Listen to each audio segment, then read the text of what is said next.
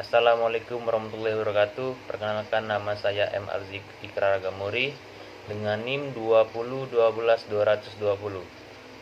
Dosen pembimbing Ratu Aulia MPD. Judul Demokrasi Indonesia. Demokrasi. Pengertian demokrasi menurut Bonger bisa dipahami dalam dua aspek, yakni secara formal dan material.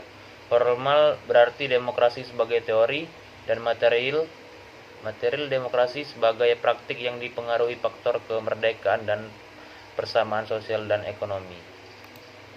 Selanjutnya, macam-macam demokrasi.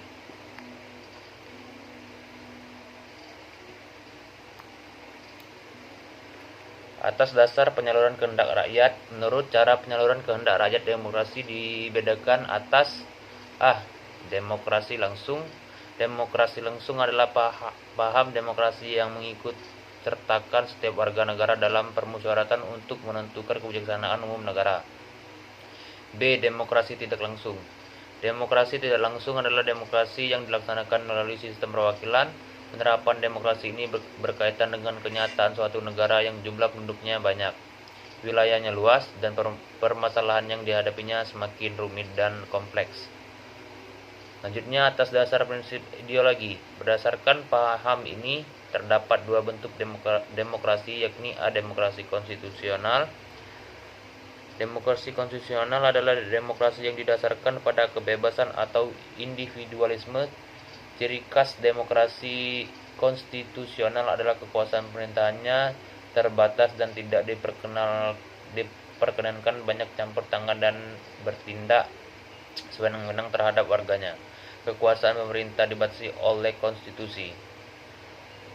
Selanjutnya, demokrasi rakyat. Demokrasi rakyat disebut juga demokrasi proletar yang berhaluan Marxisme komunisme. Demokrasi rakyat mencita-citakan kehidupan yang tidak mengenal kelas sosial. Manusia dibebaskan dari keterikatannya pada pemilikan pribadi tanpa data, penindasan atau paksaan. Akan tetapi, untuk mencapai masyarakat tersebut dapat dilakukan dengan cara paksa atau kekerasan. Selanjutnya, demokrasi Pancasila. Berlaku di Indonesia yang sumber dan tata nilai sosial dan budaya bangsa Indonesia, serta berasaskan musyawarah untuk mufakat dan mengutamakan keseimbangan kepentingan. Atas dasar yang menjadi titik perhatiannya, dilihat dari titik berat yang menjadi perhatiannya, demokrasi dapat dibedakan. A. Demokrasi formal atau negara-negara liberal adalah demokrasi yang menjunjung tinggi persamaan dalam bidang politik tanpa disertai upaya untuk mengurangi atau menghilangkan kesenjangan dalam bidang ekonomi. B. Demokrasi material atau negara-negara komunis adalah demokrasi yang menitik beratkan pada upaya-upaya kehilangan perbedaan dalam bidang ekonomi, sedangkan persamaan bidang politik kurang diperhatikan dan bahkan kadang-kadang dihilangkan. C. Demokrasi gabungan atau negara-negara non-blok adalah demokrasi yang mengambil kebaikan serta membuang keburukan dari demokrasi formal dan demokrasi material. Selanjutnya, prinsip-prinsip demokrasi. Pertama, pengakuan hak asasi manusia. Kedua, pemisahan atau pembagian kekuasaan atau trias politika. Ketiga, pemerintahan menurut hukum. Keempat, jaminan hak individu secara konstitusional termasuk prosedurnya. Kelima, badan kehakiman yang bebas dan tidak memilih. Keenam, pemilihan umum yang bebas dan kebersamaan politik. Ketujuh, kebebasan mengemukakan pendapat.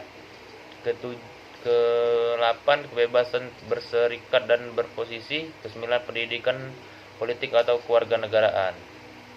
Selanjutnya, sejarah singkat demokrasi di Indonesia.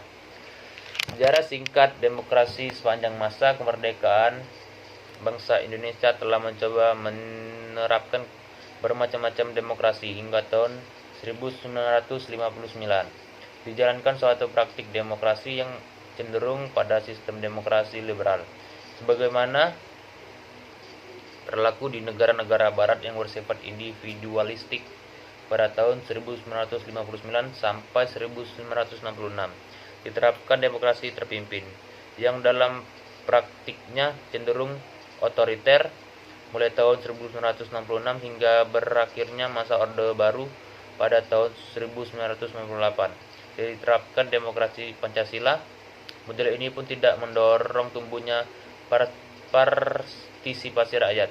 Sudah bergulirnya reformasi pada tahun 1998, kebebasan berbicara dapat menyatakan pendapat, kebebasan memilih, kebebasan berpolitik, dan lain-lain semakin bebas. Terima kasih. Itulah yang dapat saya sampaikan. Assalamualaikum warahmatullahi wabarakatuh.